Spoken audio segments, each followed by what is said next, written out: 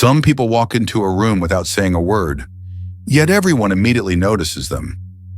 They're not loud, not showy, not forcing anyone to listen, but their presence carries a distinct energy, steadfastness. They don't need to declare their strength or boast about their discipline or achievements, yet everyone instinctively knows this person is unshakable. It's not a strength that comes from muscles or titles. It's a strength forged from a mind honed to a level that commands respect, even in silence. In a world where everyone is shouting for attention, the quiet composure of a disciplined person speaks in its own way, deep, clear, and weighty. When you don't need to say, "I'm trying," because others can see it.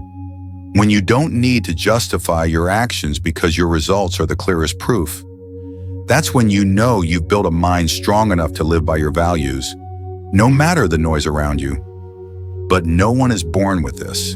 It's not a gift. It's the result of training. A little each day, one decision at a time, every reaction a test. And in this video, I'll walk you through 9 lessons to build a disciplined mind, not to be admired by others, but so you can respect yourself when no one's watching. If you're ready to live differently, live authentically, live deeply, like this video as a milestone for your beginning. And hit subscribe so you don't miss any part of this journey to rebuild your inner strength from within. Lesson 1. Know yourself. Every journey to build inner strength begins in one place, within you. Not from a book, a course, or someone else's advice. It starts with a simple yet profoundly challenging question. Who am I? Not your name, not your job, not the roles you carry, but your true essence, your core values, the deepest beliefs that shape how you think, react, and live each day. Marcus Aurelius once wrote, "You have more power than you think, as long as you learn to return to yourself." Yet paradoxically, most people know others better than they know themselves. You can name 10 people you admire and analyze their strengths and weaknesses. But do you truly know what unsettles you? What makes you angry? What causes you to hesitate? And what gets you out of bed in the morning with a sense of purpose? If you don't know, you're living by reaction, not by choice. Self-knowledge isn't something you figure out once and move on. It's a lifelong practice. You are constantly evolving. Every experience, every stumble, every event reshapes you. If you're attentive enough to observe and learn from yourself. The Stoics teach that the path to living rightly doesn't begin with grand actions, but with pausing and looking directly at yourself without defenses or excuses. You may say you want success, but are your actions aligned with that? You may say you value freedom, but are you willing to pay the price of discipline? You may say you live by values, but what are your values? And can you name them? If you don't define your core values, you'll always be swept up in someone else's. You'll study what they study, chase what they chase, and one day you'll burn out. Not because you haven't done enough, but because you're living out of alignment with yourself. A strong mind is one that's clear about what matters to it. Such people don't let the world dictate their standards. They define them from within. One simple yet powerful Stoic practice is keeping a reflective journal. Each day, take a few minutes to answer questions like, how did I react to criticism today? Did I live in alignment with my values? What am I avoiding? What did I learn from a small mistake today? These seemingly small questions act as a compass, guiding you toward clarity bit by bit. And clarity is the foundation of discipline. You can't be disciplined if you don't know what you're doing it for. A common mistake is thinking discipline means forcing yourself to do things you dislike. True discipline is knowing exactly what matters to you and willingly committing to it. It's easy to procrastinate when your purpose is unclear. But when you know, I write every morning not for others but because I respect myself, you act, not out of fear of failure, but because you want to keep your word to yourself. All those with inner strength share one trait. They know exactly who they are, how they want to live, and what doesn't deserve their energy. Knowing yourself also helps you let go of unnecessary expectations. You don't need to excel at what others do. You don't need to live like anyone else. When you truly understand yourself, you stop comparing. You realize life isn't a race, but a personal journey, where each person moves to their own rhythm, nature, and truth. You no longer envy others' success because you know you're on your own path, and what you want may differ from them. Self-awareness also has another power. It helps you identify your weaknesses, blind spots, and inner gaps that, if ignored, can leave you vulnerable to manipulation. Someone unaware of their anger blames others when they lose their temper. Someone unaware of their fear of abandonment clings to toxic relationships. Someone unaware of their fear of failure avoids challenges. But when you see these clearly, you gain the power to choose. You can say, "This is an unhealed part of me," and begin to heal rather than react instinctively. Take time to ask seemingly simple but critical questions. What am I living for? Who do I want to be in 5 years? What habits do I have that don't align with who I am and need to change? Who influences me the most? And is that influence positive? What am I trading off every day? Is it worth it? Each honest question unlocks a door to clarity. From that clarity, you can build discipline. Not forced discipline, but one born from self-respect. If you've ever felt lost, doing things without knowing, why am I doing this? That's okay. It doesn't mean you failed. It just means you haven't sat down and asked yourself the deep questions. But today you can start. Right after this video, grab a pen and paper and write, "Who am I?" Write honestly, write raw. It doesn't need to be polished, but make it clear. Because if you don't clarify your inner world, you'll never find steadiness in this outer one. If this section stirs something deeper in you, hit like as a first step on your journey to know yourself. Comment, "I choose to understand myself," as a small but powerful commitment to yourself. And don't forget to subscribe to catch the next part, where you'll learn to control your emotions instead of letting them control you. Lesson 2, control your emotions. When you embark on the journey to train your mind, one of the first and most critical challenges you face is mastering your emotions. True inner strength cannot be built on a foundation of a wavering mind. You cannot stay focused if your mood shifts with every comment, glance, criticism, or minor event in your day. A disciplined mind is one that remains steady amidst external chaos, and that calmness is not a natural gift. It's forged through every moment you choose not to react impulsively. In Stoic philosophy, emotions are not the enemy. Stoics don't deny emotions or aim to become unfeeling machines. They simply refuse to let emotions dictate their actions. They observe, acknowledge, and choose to respond rationally. Epictetus taught, "We are not disturbed by events, but by the way we perceive them." This means external events have no real power over you, unless you grant them that power through your reactions. Think back to times you lost control, when someone insulted you, when plans changed, when someone didn't meet your expectations. In those moments, you might have gotten angry, snapped, or reacted instinctively. But after the emotional storm, you often felt regret, exhaustion, or even disoriented. The reason isn't that the situation was too hard, but that you hadn't yet learned to master yourself amid those disruptions. The truth is, if you can't control your emotions, others can manipulate you through them. Imagine you're driving on a winding mountain road. If you panic at a sharp turn, you might lose control of the wheel.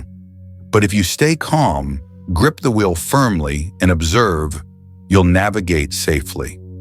Emotions are like those turns. They're only dangerous when you lose control. But if you stay clear-headed, you'll see that every emotion has a reason for existing and can become a teacher if you listen properly. A highly effective Stoic practice is pausing before reacting. When you feel the urge to argue, get angry, or respond immediately, take a breath.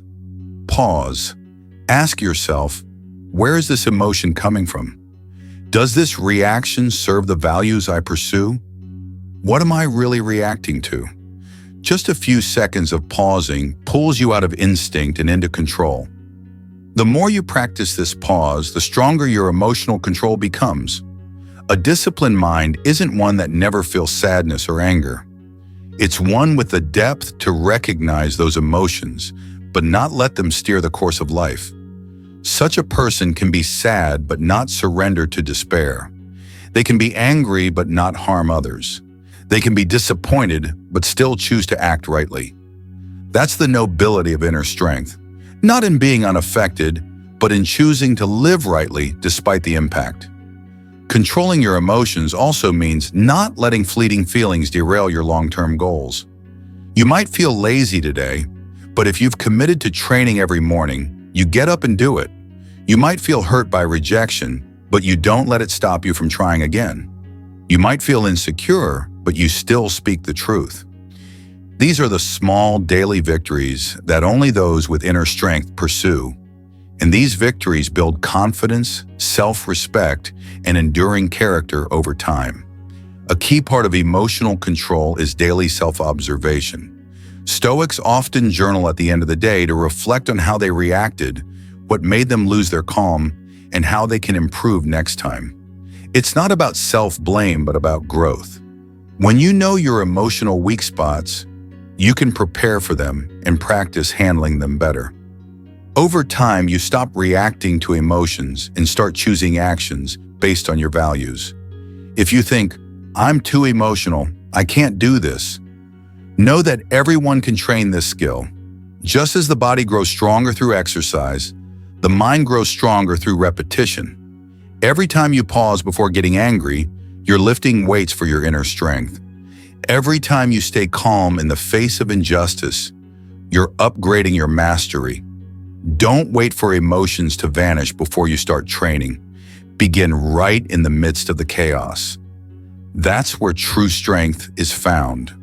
Most importantly, controlling your emotions isn't about becoming tough, but about living with purpose. You're no longer swayed by external storms. You're no longer derailed by a single negative comment. You know what you're doing, why you're doing it, and you don't let anything interrupt that commitment. That's a profound kind of freedom, not the freedom to do anything, but the freedom from being forced to act against yourself. If you've ever lost control of your emotions, reacted and regretted it, or let your mood disrupt your work or relationships, you're not alone. But you don't have to stay that way. Starting today, choose to train yourself. Begin with something small. Pause for 5 seconds before every reaction. And each night, ask yourself, did I control my emotions today? If this section reminds you of a stronger version of yourself you can become, hit like to mark a new beginning. Comment, I control my emotions, as a small but clear commitment to yourself.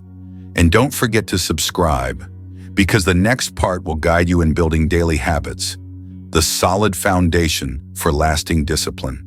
Lesson 3, build daily habits. You don't become strong through one grand decision. You become strong through small actions repeated every day. What you do once may spark an emotion, but what you do consistently shapes who you are. If you want to build a disciplined mind, you don't start with lofty goals, but with daily habits. Look at a typical day in your life. How do you start your morning? What's the first thing you do when you wake up? What do you eat? What do you read? How do you react when something doesn't go your way? How do you spend the gaps between tasks? If you often wake up late, mindlessly scroll on your phone, skip breakfast, spend hours on social media, and end the day exhausted without knowing why, the truth is you're not lacking time. You're lacking the right habits. The Stoics teach that every day is a battle, and that battle isn't fought on a battlefield, but in the moments you choose to get up or stay in bed, to write or procrastinate, to exercise or make excuses, to focus or let your mind wander. Marcus Aurelius wrote morning reminders to himself. Today there will be rude people, unexpected events, and challenges. But he didn't use them as excuses to give up. He used them as reasons to start the day living by his principles. Habits are how you rebuild your inner structure. It's like building a wall with small bricks, laid consistently each day. You can't build inner strength if you wait for inspiration. Inspiration comes and goes, but the right habits keep you moving forward, even when you don't feel like it. And it's on the days you're uninspired, but still act, that you forge your willpower most deeply. Start with small, meaningful habits. Wake up at the same time every day. Write a short note about your daily goals. Exercise for 15 minutes, no gym required. Read a few pages of a book instead of scrolling. Set a no-tech time to let your mind breathe. You don't need to do everything at once. Just pick one and stick with it long enough to make it part of who you are. A powerful Stoic habit is the end-of-day review. Before bed, ask yourself 3 questions. What did I do well today? Where did I waste time? What will I adjust tomorrow? Write briefly. Don't judge. Just be honest. This practice lets you learn from yourself every day. No teacher or book needed, just your own truth. When you do this consistently, something remarkable happens. You make fewer mistakes, live more intentionally, and build a steady orbit of inner strength. It's not about how much you do, but whether you keep doing it. One right action repeated 365 days will transform you. A brilliant action done a few times and then abandoned is just fleeting inspiration. Don't confuse motivation with discipline. Motivation gets you started. Discipline keeps you going when motivation fades. And discipline isn't built on willpower. It's built on a system of habits. There will be days you want to quit, days you're tired, days you wonder, does this small thing even matter? But remember, every action is a vote for the person you want to become. You write today. You're someone who reflects and shares. You exercise today. You're someone who respects their health. You read today. You're someone who never stops learning. No one else needs to see it. What matters is that you do, and you feel your self-respect growing each day. One of the biggest obstacles to building habits is wanting results too quickly.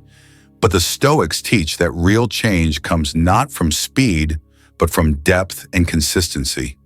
You may not notice a difference after a week of journaling, exercising, or reading, but try sticking with it for 3 months, then 6. You'll see a new person forming, quiet, unassuming, but solid as stone, clear as a mirror, and light as the breeze. Ask yourself, if you keep living as you are for another 365 days, where will you end up? If the answer worries you, you don't need to change the world, just your daily routine. A disciplined mind doesn't come from a training course, but from actively choosing each moment. No one can do it for you, but you can start right after this video. If you've struggled to maintain habits or started strong only to give up, don't blame yourself. Just change your approach. Start smaller, be more specific, and stay consistent. Don't aim for perfection, aim to not quit. A streak of days, even just 5 minutes a day, will outlast a 3-day burst of excitement. If this section reminds you of a habit you need to rebuild, like this video as a quiet commitment. Comment, "I'm building the right habits," to motivate yourself and others on this journey. And don't forget to subscribe for the next part, where you'll learn to let go of what you can't control to live lighter but stronger. Lesson 4, focus on what you can control. One of the most fundamental and powerful principles in Stoic philosophy is learning to clearly distinguish between 2 things, what you can control and what you cannot. Epictetus taught that true freedom begins when you stop wasting energy on things beyond your power. It sounds simple, but if you look closely, much of your daily mental fatigue comes from trying to change or worrying about things you can't influence. You can't control what others think of you, but you can control how you act. You can't control the weather, the news, or market shifts, but you can control how you respond, work, and learn. You can't control how others treat you, but you can choose to maintain your kindness. When you shift your focus from external chaos to what's within your grasp, you reclaim energy, clarity, and most importantly, inner freedom. The truth is, you can't control outcomes, but you can control effort, and that's all you need. A disciplined mind doesn't wish for everything to go their way. It only seeks the clarity to invest energy where it can make a difference. Such people don't control who praises or criticizes them, but they control whether they keep acting rightly. They don't demand a fair world, but they choose not to let injustice erode their principles. Think back to times you felt discouraged, frustrated, or pressured. Weren't most of those moments tied to expecting something to be different? That person should have understood you better. That work should have been recognized. That event shouldn't have happened. But life doesn't run on your expectations. When you tie your emotions to what's uncertain, you hand your peace to others. Conversely, when you focus on what you can control, you reclaim mastery over yourself. To practice this, make it a daily habit. When faced with an irritating situation, ask 3 questions. Is this within my control? If not, what response aligns with my values? If it is, what specific action should I take? Do this regularly and you'll notice you react less, dwell in negativity less, and most importantly, feel a growing sense of inner stability, even when the world remains chaotic. This is why those who pursue true inner strength rarely complain. They don't waste time blaming. They don't spend energy fuming over things beyond their reach. They choose action, not because they're numb, but because they're awake. They know complaining doesn't improve things, but action can. And the more they choose action over whining, the more they reinforce a focused way of living. Another key part of this principle is letting go of outcomes. It sounds counterintuitive, but Stoics don't focus on achieving something specific. They focus on doing what's right with the highest integrity. They write not for praise, but to think clearer. They work hard not for recognition, but to keep their word to themselves. If results come, great. If not, they're still at peace, because they know they did their part, and that's enough. Picture an archer. Their job is to train, aim, and release the arrow with proper technique. But once it leaves their hands, they can't control it. The wind, humidity, or target's movement all are beyond their power. Yet if they shot correctly, they can still be proud, hit or miss. A disciplined mind is like this, not controlling everything, but always controlling itself in everything. Apply this to small moments in your day. When someone criticizes you, pause and ask, can I control their words? Number, can I control my response? Yes. When a plan falls apart, ask, can I control the lost time? Number, can I use the remaining time meaningfully? Yes. Over time, you'll find that the less you care about what you can't control, the more space you have to invest in what truly makes a difference.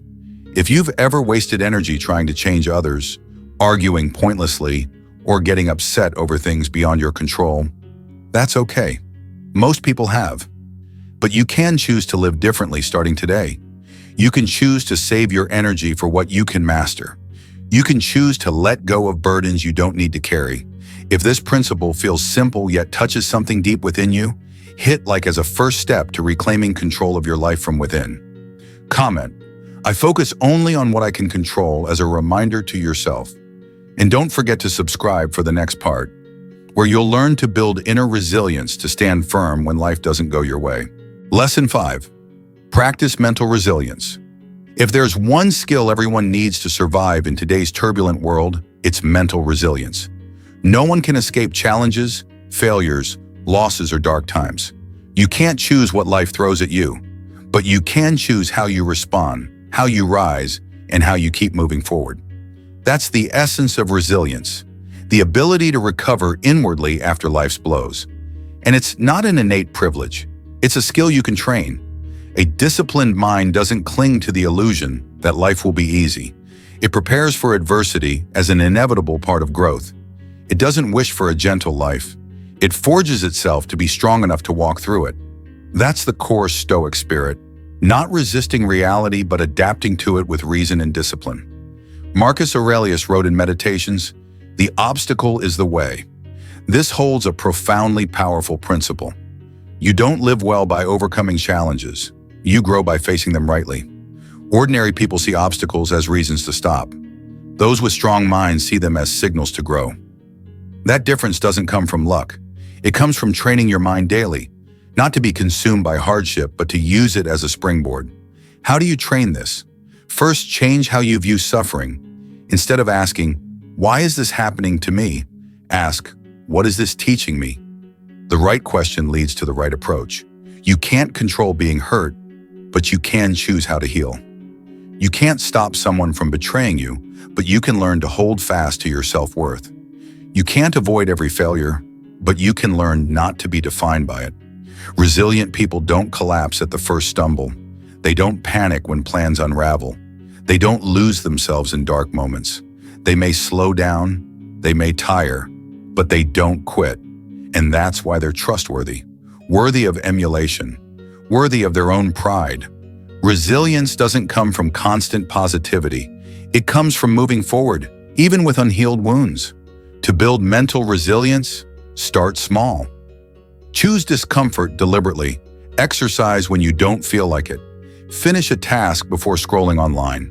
Have that tough conversation instead of staying silent. Write about a fear instead of avoiding it. Each time you choose hard over easy, you train yourself for bigger challenges ahead. No grand gestures needed. Just be a little stronger today than yesterday. A key Stoic practice is premeditatio malorum, imagining the worst-case scenario. Not to be pessimistic, but to prepare your mindset. For example, before starting a project, ask, "What's the worst that could happen? How would I respond if it does?" When you visualized it, you're not caught off guard. You're calmer, you react faster, and you're not swept away by emotions. Resilient people don't fear negative emotions. They're willing to step into the dark, face pain, and neither deny nor flee from it. They know every wound carries a message. If you're brave enough to look inward instead of lashing outward, you'll learn what pain is trying to teach you. You'll grow, not because you're smarter, but because you've walked through darkness without losing your inner light. You also need to learn to recover after failure. No one is strong enough to never fall, but resilient people know how to return. After a project collapses, a relationship ends, or a plan fails, they don't rush to fake a smile, nor do they linger in sorrow. They allow themselves to feel, but they set a limit on pain. Then they rise slowly, steadily, to move on. They know resilience isn't about never falling, it's about rebuilding yourself better each time. If you faced a shock, a hurt, or a failure you thought you couldn't overcome, look at yourself today. You're still here, still living, still learning, loving, trying. That's proof you're stronger than you think. And if you've overcome once, you can do it again. The key is believing in your ability to recover and not letting the past dictate your future. Stoics don't teach you to pretend everything's fine. They teach you to accept that some days aren't, and to live with discipline even then. They don't demand constant strength. They only ask that you don't abandon kindness, right action, or yourself.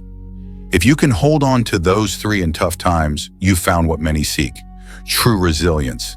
If this section resonates with the times you fell and still rose, like this video as a nod to yourself. Comment, "I'm training my resilience," as a sign you won't let adversity define you. And don't forget to subscribe for the next part, where you'll learn a vital skill: keeping promises to yourself, even when no one's watching. Lesson 6. Keep your promises to yourself. If there's one simple thing that can transform how you see yourself, how you act daily, and how others perceive you, it's keeping your promises to yourself. Keeping your word isn't complex, but it's one of the most powerful expressions of discipline, self-respect, and inner strength. You may speak little, but if every promise you make to yourself is kept, you become someone trustworthy, not just to others, but most importantly, to yourself. Stoics don't care about grand declarations. They're not impressed by what you say you'll do. They look at your actions. Epictetus said, "Don't claim to be a philosopher, live like one." This applies not just to philosophy, but to every commitment you make to yourself. When you say, "I'll wake up early, I'll stop procrastinating, I'll read daily, or I won't let others control my emotions. Whether you follow through defines who you are. Each time you keep a promise to yourself, you lay a small brick in the foundation of your confidence. Each time you break one, you remove a brick. Confidence doesn't come from positive words. It comes from consistent actions. You can shout, "I believe in myself," but if you keep breaking your word, you're quietly telling your mind, "I'm not trustworthy." That erodes your self-respect bit by bit until you no longer believe anything you say. Have you ever planned to do something but let it slide when no one was watching? Set a goal but allowed yourself to dodge it because no one will know? The truth is, the most important person watching you every day is you. If you can't keep your word to yourself when no one's checking, you'll never feel truly free. You'll always be swayed by emotions, circumstances, and compromises. Keeping promises to yourself doesn't need to start with something big. It begins with the small things. You say you'll wake up at 6 a.m.? Get up. Even if you're sleepy, even if there's no urgent task, get up. Not to prove anything to anyone, but to instill a clear inner message. I do what I say. You say you won't touch your phone for an hour of work? Do it. Not to punish yourself, but to prove to yourself that you act with intention. When you keep enough promises to yourself, you start to see the world differently. You're less rattled by others. You worry less about criticism or praise. You don't rely on external reminders. You've built an internal system of commitment. That's the foundation of unshakable strength. Those with inner strength don't need anyone to push them. They're guided by their own principles. Stoics teach that the wise don't need to prove anything. They just live rightly. And one way to live rightly is to never break your word. Not out of fear of judgment, but because it's how you show respect for yourself. You might respect others well, but if you don't keep your promises to yourself, you're living with an inner injustice. You're letting yourself be undervalued. Keeping your word also sets internal boundaries. When you promise not to let toxic relationships drag you down, and you keep that promise, you affirm your own worth. When you tell yourself you deserve a healthier life and start changing your eating, exercise, or rest habits, you're setting a new standard for yourself. Each right action is a way to reshape yourself into the person you choose to be, not one molded by societal pressure. In psychology, there's a concept called self-integrity, when your actions, thoughts, and words align. People with high self-integrity don't need to say much or boast. They live true to what they believe, and that quiet, steady strength radiates outward as an energy others feel, even if no one says it. That's the power of a disciplined mind. Trustworthiness begins within. You'll break promises sometimes. You'll have days you want to quit. But the key is not letting those slips become normal. Each time you miss a promise, write down why. Face it. Apologize to yourself if needed. And start again. Immediately, not waiting for Monday or motivation. Every restart rebuilds trust in yourself, and that trust is the greatest asset you have on the journey to inner strength. If you've made many promises but followed through on few, or set goals you rarely achieve, that's okay. Just pause, take a breath, pick one small promise, and keep it. That will be the first brick in rebuilding a solid inner foundation. And soon you'll see. You don't need anyone to push you. You're living with the consistency, self-respect, and trustworthiness you once sought elsewhere. If this section reminds you of a commitment you let slip, like this video to reconnect with that journey, comment, "I keep my promises to myself," as a quiet but weighty new start. And don't forget to subscribe for the next part, where you'll learn another vital skill: letting go of greed and living contentedly to stay light yet strong. Lesson 7. Live simply. Minimize your desires. In a world constantly urging you to want more, do more, consume more, and prove more, choosing to live simply and curb your desires is a rebellious act and a profound expression of inner strength. We often think more is better, that having more things, achieving more goals, or experiencing more will enrich our lives. But the Stoics disagree. They believe true freedom comes not from having everything, but from needing little. To build a disciplined mind, you must learn to let go of greed, live minimally, and keep only what truly matters. Epictetus said, "Freedom is not the ability to do whatever you want. Freedom is not having to do what you don't want." At the heart of this is controlling your desires. Desires weaken us. We buy things we don't need to impress people we don't care about. We chase achievements out of fear of being judged for having nothing to show. We spend time and energy pursuing things that, once attained, feel empty. That's the paradox of desire. The more you chase, the more exhausted you become, and the further you stray from what truly matters. The Stoics teach that happiness comes not from having much, but from needing little. This isn't asceticism. It's a conscious choice to focus on what's truly important and let go of distractions. When you live simply, you see more clearly. When you lower expectations, your mind feels lighter. When you depend less on external things, you grow stronger from within. Reflect on things you've craved. Did you think some would change your life, only to find they brought fleeting satisfaction? A new phone, a designer item, a social media milestone. They spark momentary excitement, but don't sustain lasting fulfillment. But when you know what's enough, you break free from the addiction to consumption. You become selective. You practice restraint. And in that restraint, you find agency. Not because you can't have more, but because you choose not to need it. Living simply doesn't mean living without. It means keeping only what's essential, saving energy for what truly matters. Instead of 10 shallow relationships, you nurture 2 meaningful ones. Instead of juggling 5 goals, you pursue one deeply. Instead of filling time with fake busyness, you do less but do it well. That's living with focus. And a focused person is always stronger than a scattered one. A Stoic practice for simplifying your mind is to ask daily, am I consuming this for real value or fleeting emotion? Am I doing this because I want to or because I fear being left behind? Am I pursuing this because it aligns with me or because others are? Each right question helps you shed what's unnecessary. And when you let go, you gain space. Space to breathe, space to focus, space to live more authentically. Start small. Clear out your closet. Delete unused apps. Limit social media time. Stop trying to know every news update. Turn off notifications. Don't answer every message instantly. Say no to some invitations. These small acts streamline your life and mind, making them clearer and deeper. Living simply also shifts your focus from appearances to substance. You don't need to perform perfection for validation. You don't need to bear the weight of societal expectations. You just live true to your nature, do what you believe in, and invest in real relationships. That authenticity, that simplicity, makes you trustworthy and admirable, without any need for boasting. Marcus Aurelius, a powerful emperor, lived humbly, writing in his journal to remind himself that fame, wealth, and status are fleeting. He chose simplicity, keeping his thoughts and actions clear.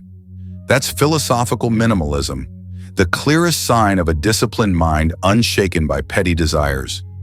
If you've been caught in the cycle of wanting, exhausted by chasing more, without feeling happier, don't blame yourself.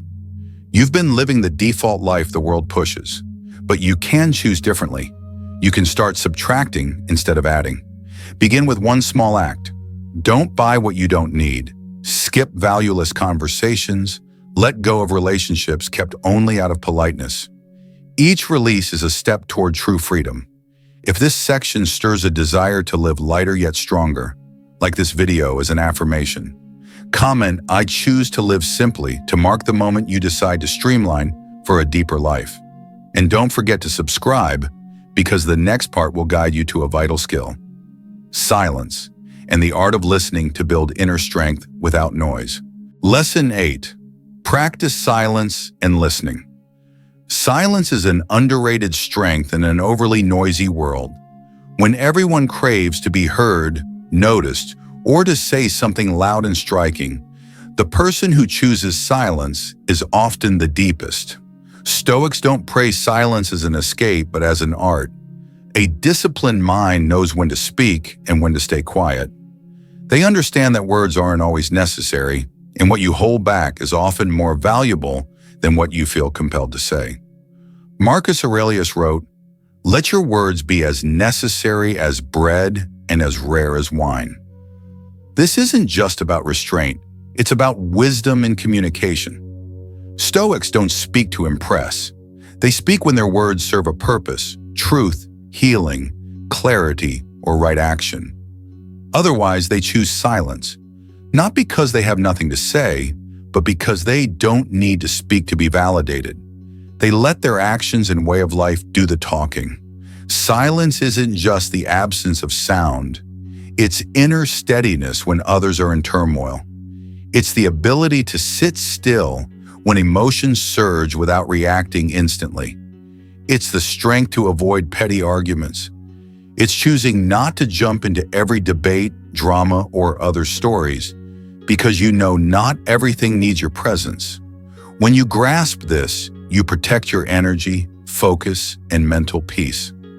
Practicing silence is the first step to learning to listen. True listening is one of the rarest skills today. Most people listen to respond, not to understand.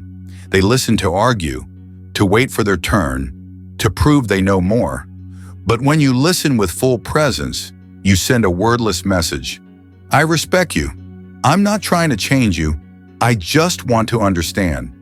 Only when people feel understood do they open up. In that stillness, relationships are built on roots, not surfaces. Stoics see listening as a way to observe the world more honestly. When you speak, you repeat what you already know. When you listen, you learn what you don't.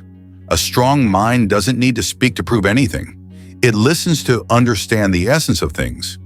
From that understanding, it acts with precision. Every word spoken is deliberate. Every response chosen, not reflexive. That's how they give weight to their words, not by speaking more, but by speaking rightly. Start practicing silence by spending at least 10 minutes daily in stillness. No devices, no music, no talking, just you and yourself. At first, it may feel uncomfortable. Your mind is used to constant stimulation. But if you push past the initial noise, you'll hear something real. Neglected thoughts, unprocessed emotions, unasked deep questions. In that quiet, you hear your inner voice, the one the outside world drowns out. In relationships, practice full listening. When someone shares, don't interrupt. Don't rush to give advice. Just nod, hold eye contact, and let them finish. You'll notice they start speaking more deeply, more honestly. You're creating a safe space, something few can do. And the wonder is, when you listen deeply to others, you learn to listen to yourself more clearly. Silence also keeps you from being a slave to emotions. How often have you said something in anger and regretted it? Or reacted hastily because you couldn't bear the silence, then wished you'd been more patient? Each time teaches you, sometimes the strongest thing you can do is nothing. Breathe, stay still, observe. Then when you're clear-headed, choose to respond, not react. A disciplined mind knows not every moment needs words. It needs space for truth to emerge. When you stop speaking, you see more clearly what's worth saying. When you stop filling silence, you realize it's not as scary as you thought.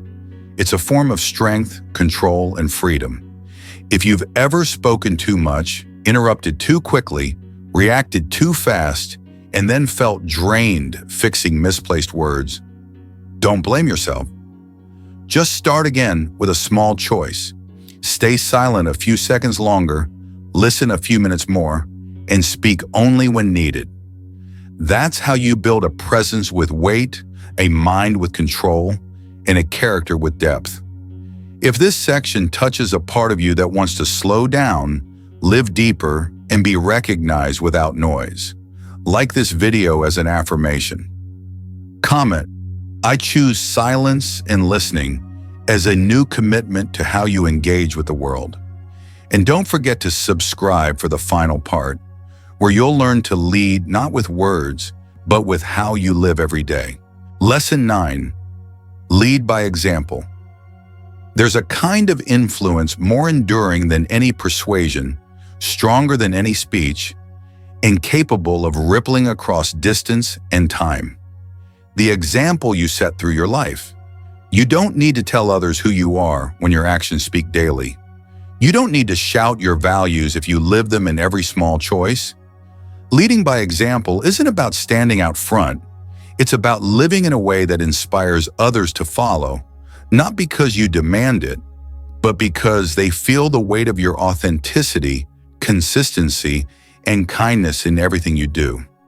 In Stoic philosophy, you can't claim to be virtuous if your actions don't reflect it. You can't call yourself rational if you lash out in anger. You can't say you're mindful if you preach mindfulness, but live recklessly. Stoics demand you live true to what you believe, not just when others watch, but especially when no one does. True value comes not from what you say, but from what you do in silence. Marcus Aurelius, a philosopher, emperor in a turbulent era, didn't chase recognition. He lived by his principles at the height of power, reminding himself that titles, status, or praise don't define character. His actions, how he treated his subordinates, his compassion even in war, his discipline in his most weary moments, that's how he led. Not through slogans, but through his way of life. In reality, you can't force anyone to change, but you can make them want to change by living differently. You can't make others responsible, but you can model it by keeping your word, being punctual, acting thoughtfully. You can't make someone love themselves, but you can show them what it looks like to live kindly toward oneself. When you consistently live your values, you inspire naturally, without dogma or a stage.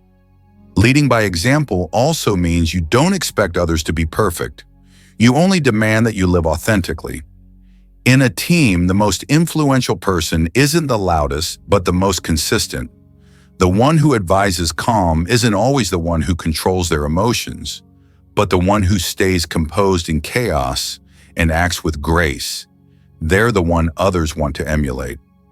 True influence comes from consistency between what you say and how you live. Start small. If you tell your child you want them to listen, show it by listening to them daily. If you want your team to be disciplined, let them see you show up on time and meet commitments. If you want others to live deeply, show them you reflect before reacting. Read instead of arguing pointlessly. Choose values over convenience. You don't need to say anything, they'll see. And when they see it long enough, they change. Not because you persuaded them, but because you awaken them. Leading by example requires honesty with yourself. You can't ask others to stop gossiping if you do it. You can't tell someone to stop complaining if you grumble about life. Your actions always speak louder than your words. And sometimes actions that contradict your preaching erode trust faster than any misspoken word. So live in a way that, if someone recorded your day, no moment would make you ashamed. Leading doesn't mean you're always right, strong, or perfect. On the contrary, true influence comes from admitting mistakes, apologizing, saying, "I haven't done enough, but I'm trying." Such people inspire not just with strength, but with sincerity. And it's that sincerity, not fake perfection, that earns respect. Stoics don't say you must become a saint. They say if you want to live by principles, let every action be proof. Let your choice to rise after a fall teach those around you. Let your commitment, kept without reminders, be a silent lesson. Let your humility, calm, and resilience spread, slowly but surely, to those watching you daily, even if you don't know it. If you've ever thought you lack the influence to create change, remember, someone is always quietly watching. Maybe your child, a colleague, a friend, or a stranger who read your words. They're learning how to live from you. Every choice you make shapes not just your life, but teaches others what's right, through how you live, not what you say. If this section awakens a sense of responsibility, not to pressure yourself, but to live more worthily of your values, like this video as an affirmation.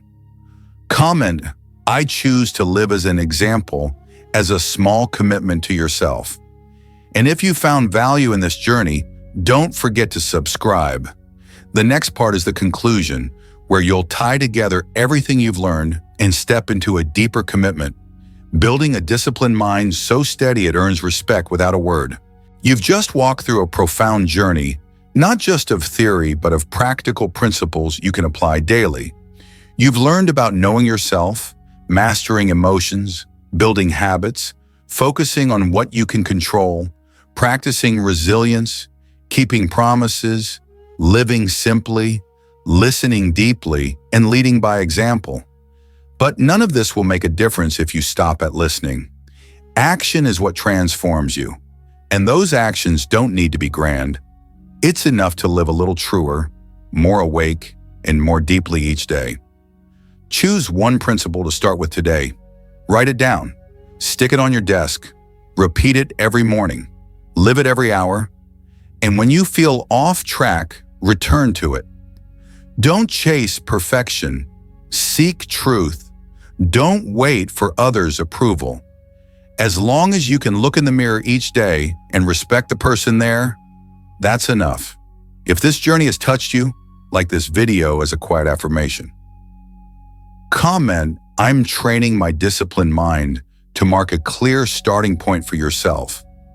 And if you want to continue this path of self-growth with me, don't forget to subscribe. A strong mind isn't born. It's built one action, one thought, one day at a time.